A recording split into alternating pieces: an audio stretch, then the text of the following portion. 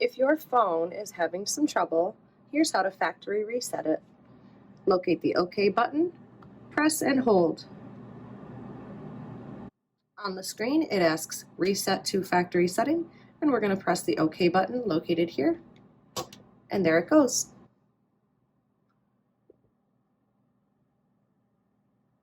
It's going to take a few minutes, and once it resets, you'll be all set.